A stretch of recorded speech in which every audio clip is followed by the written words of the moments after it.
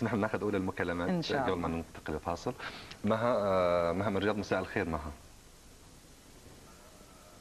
مها مساء الخير. مساء الخير يا مها، اهلا وسهلا.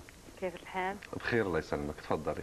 اولا انا احب احييكم واحيي الفنانه ذكرى، وبصراحه يعني مع احترامي لها ولفنها، طبعا صوتها ما يحتاج ان احنا نتكلم فيه. يعيش.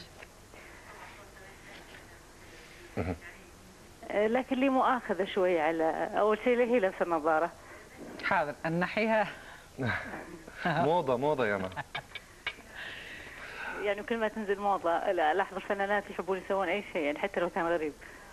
لا والله مش غريب عليه النظارات، من امتى نظارات غريبه يا مها؟